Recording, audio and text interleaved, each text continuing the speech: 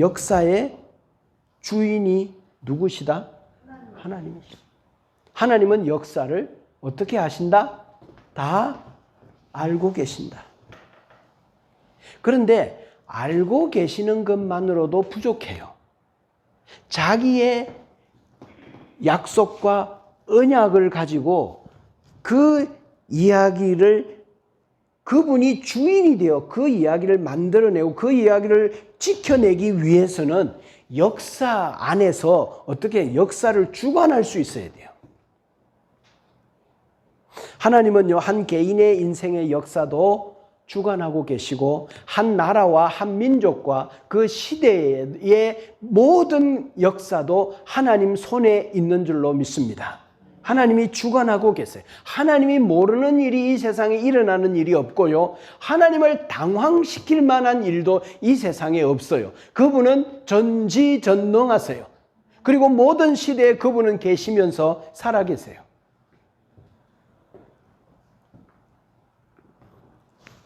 하나님은 역사를 기반으로 당신의 메시지를 전하세요. 그래서 역사가 뭐다? 하나님의 메시지이다. 역사가 하나님. 그래서 우리는 역사에 관심을 가져야 돼요. 역사가 하나님의 메시지예요. 당신의 약속을 이루기 위하여 역사를 알고 있는 정도가 아니라 역사를 주관할 수 있어야 돼요. 역사의 주인이시고 그분은 이 역사를 통치하셔야 돼요.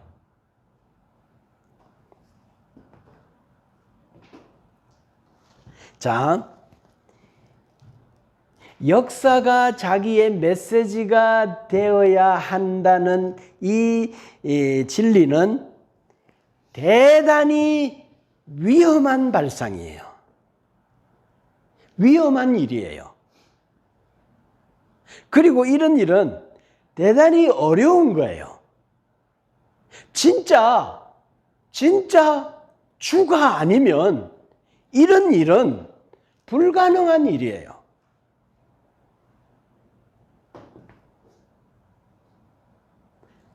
자, 여러분들이 가끔씩 듣는 말들 중에 이런 말이 있을 거예요. 정치는 뭐다? 정치는 뭐다? 생물이다. 라고 하는 이야기 가끔씩 들을 거예요. 아마. 무슨 말이죠? 아무도 모른다는 거예요. 누가 대통령이 될지, 이번 정책이 어떻게 펼쳐질지, 이 나라가 어디로 갈지, 누가 대표가 되고, 누가 떨어지고, 누가 붙을지 아무도 모른다는 거예요. 정치는 생물이다 라고 하는 이야기가 있어요. 아무도 모른다 이 말이에요. 살아있다 이 말이에요. 죽은 게 아니라. 그러니까 역사는 누가 기획해 놓은 그대로 흘러가지 않는다는 거예요. 내가 짜놓은 각본대로 그렇게 꼭 흘러가지 않는다는 거예요. 그런데 하나님은 자기의 메시지를 어디에다 심었는 겁니까? 역사의 팩트라고 하는 사실 가운데 당신의 이야기를 해 나가세요. 이건 위험한 일이에요. 이건 불가능한 일이에요. 이건 진짜 두 가지 중에 한 가지예요. 하나님은 진짜 전능하시든지, 진짜 완벽한 주이시든지,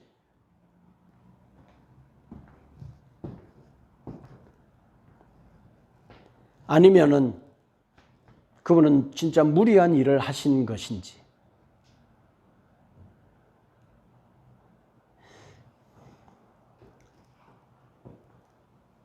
하나님은요, 소설을 쓰지 않으셔요.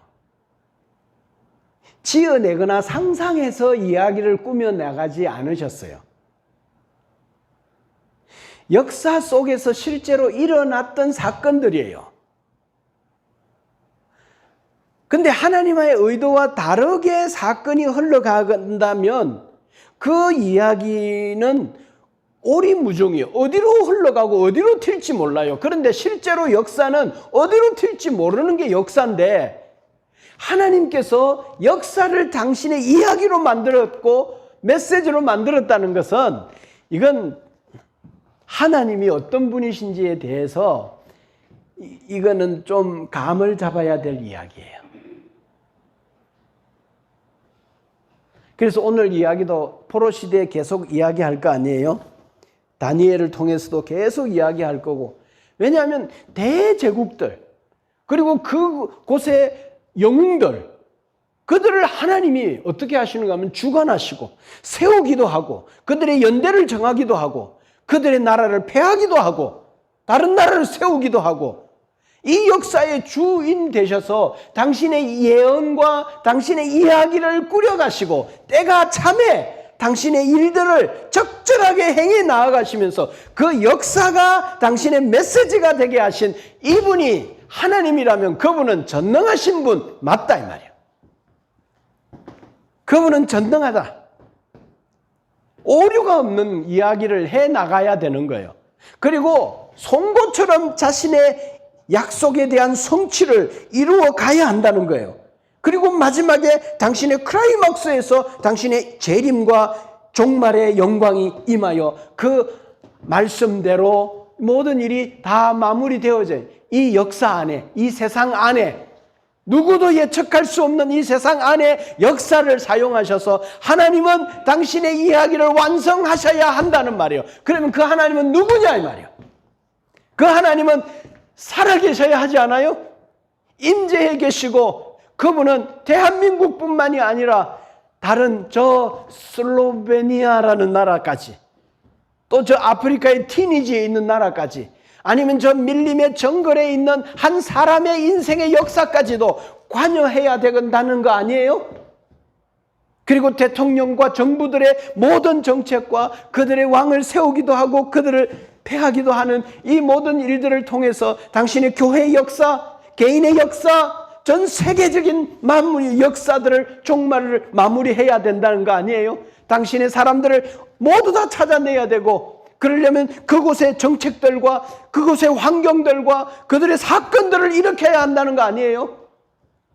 이게 쉬운 일이에요? 이쯤 되면 사람들은 이런 생각을 해요. 어떻게 그게 가능해? 우리 생각에 그걸 어떻게 다 알까? 오늘 그런 생각도 들더라고.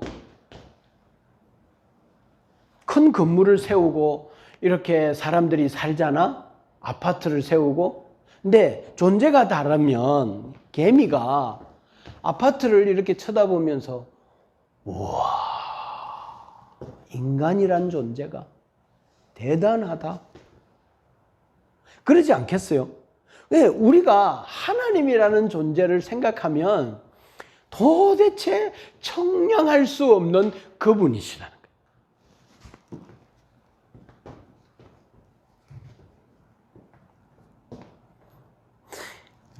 역사가 다 자기의 메시지가 되고 자기의 이야기가 되는 일을 하기 위해서는 역사가 무엇이어야 하는가 하면 사실이어야 돼요. 오류가 없어야 돼요. 조작할 수 있는 일이 아니라는 거예요. 거짓을 좀 부풀려가지고 상상해가지고 팩트도 아닌데 그냥 적어 놓을 수 없다는 거예요. 성경은 한 가지라도 오류가 발생되어지면 성경 전체 신뢰가 무너지게 되어져 있어요. 왜? 그분이 하나님이시니까, 완전하신 분이시니까. 그래서 우리의 믿음이 허공에 붕 뜬 믿음이 되면 안 돼요. 우리의 믿음이 감정에만 호소하는 그런 믿음도 되어서는 안 돼요. 우리의 믿음은 지성이라는 분명한 사실과 이해 위에 세워질 때 우리의 믿음은 견고한 믿음이 될 수 있어요. 여러분, 오늘 우리가 이렇게 성경을, 개론을 이렇게 배우잖아요. 우리가 여러분 익숙한 설교가 뭐죠? 이제 수가성 우물가의 사마리아 여인에 대한 본문을 딱 정해놔 놓고 목사님들이 이제 설교를 하죠. 그죠? 내게 준 말씀이야. 은혜로워. 그렇게 하는 시간들도 필요하잖아요. 또 대부분 우리는 설교를 그런 식으로 목사님이 정해놓은 설교 본문을 가지고 감정이 업되는 거죠. 부흥에 참석하면 막 기도하면 감정이 업되는 거죠. 그런데 며칠 지나면 이 감정이라는 것이 계속 지속이 되어지는 게 아니라 감정이 모든 어떤 상황에 의해서 이렇게 지배를 받잖아요. 그럼 감정이 뚝 떨어지잖아요. 감정이 흔들리잖아요. 감정이. 그런데 여러분 사실에 기반을 두고 있다는 것은 그 사실은 이게 무엇에 의해서 흔들릴 수 있는 게 아니, 왔다 갔다 할 수 있는 문제가 아니잖아요. 그건 사실이니까, 팩트니까. 그 팩트가 역사라는 거예요. 그리고 우리의 지성 위에 견고히 서 있어요. 그래서 하나님은 우리를 인격적으로 만들었을 때 지정의 세 가지. 그래서 근데 우리는 지나치게 너무 감정에만 호소해서 은혜 받았어. 가슴이 뜨거워. 부흥에 참석했어.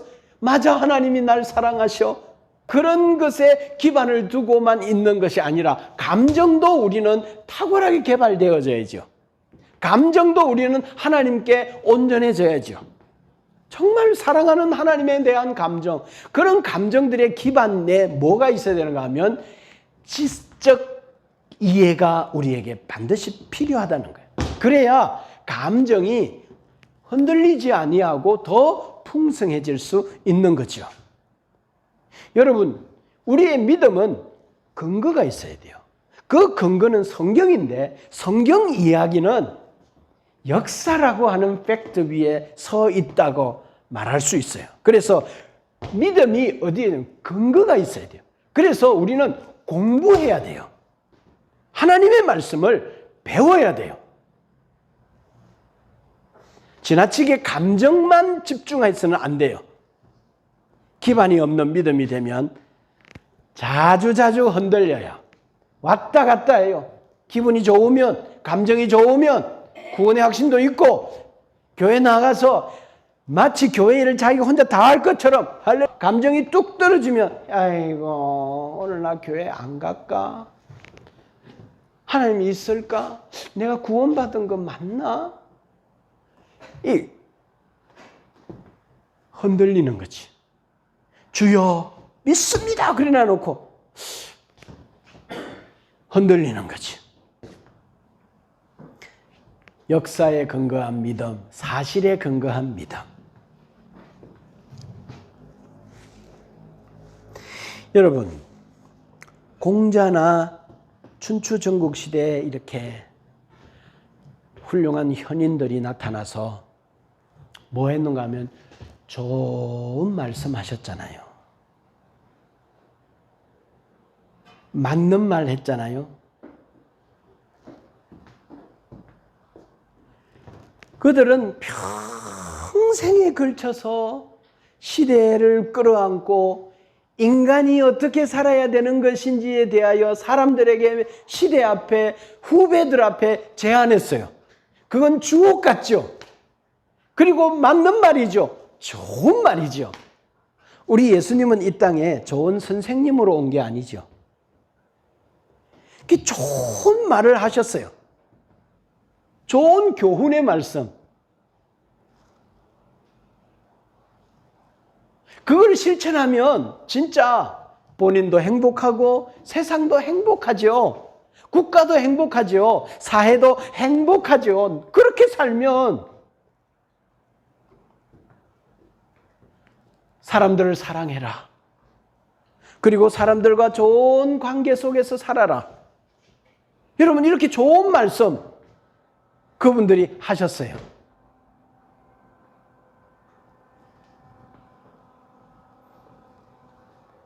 성경은 우리에게 무슨 이야기를 하죠? 그런 좋은 말씀, 인간이 그 말씀대로 살 수 있다, 없다?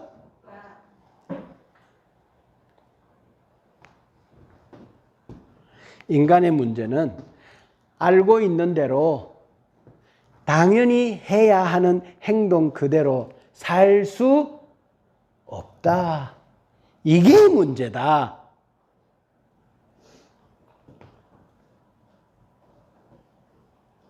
인간은 안 된다.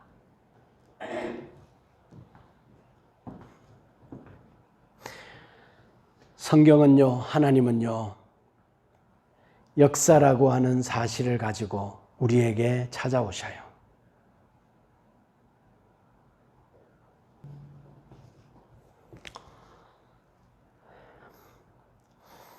이스라엘 백성들이 하나님의 백성들이 하나님을 버리고 우상을 숭배했어요.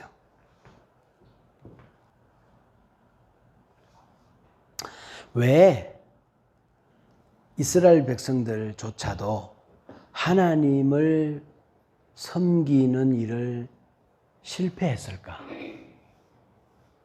자, 그런 하나님을 섬기지 않는 선택을 누가 한 건가 하면 자신들이 한 거예요. 왜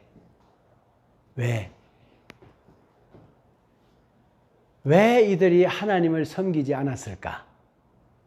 그 이유가 뭔가 하면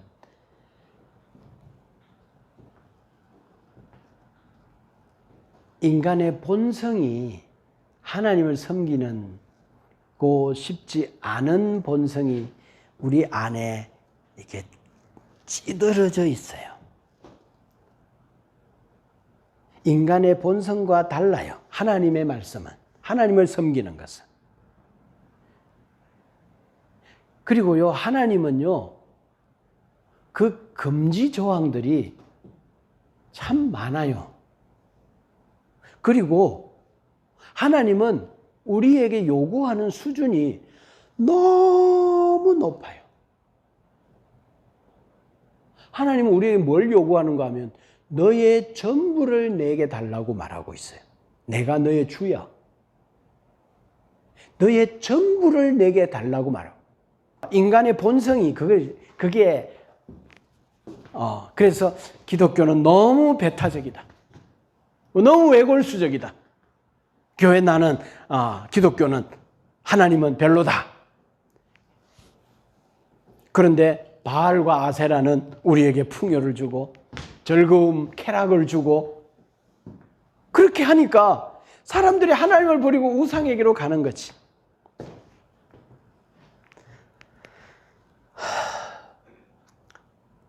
내 마음대로 살고 싶은데 하나님은 자꾸 내 마음대로 살면 망한다는 거예요. 그러니까 인간의 본성이 하나님을 섬기는 것보다는 우상을 섬기고 싶은 거지. 종교는 가져야 되니까 하나님을 섬기지 않는 거예요. 그래서 신명기적 사관, 신명기에서 여호와를 섬기고 마음을 다하고 힘을 다하고 성품을 다하여 주 너희 하나님을 사랑해라 하고 하나님께 다 올인하라는 거예요. 그러면 하나님께서 내가 너희들에게 복을 주고 복을 주고 복을 주겠다라고 말씀하시는데 이스라엘 백성들이 안 하는 거예요.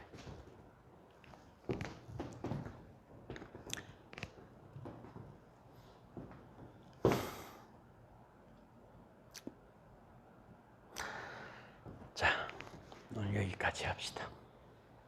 기도합시다. 하나님 아버지, 많은 생각을 할 수 있도록 도와주시고 감정에만 집중하는 신앙이 아니라 우리의 지성과 우리의 이해력이 탁월할 수 있도록 하나님 저희들에게 지혜와 총명의 영을 허락하여 주시옵소서. 감정에만 집중하기보단 내 지성이 납득되어지고 이해되어지는, 그래서 기독교는 공중에 허공에 붕 뜬 이야기가 아니라 기독교는요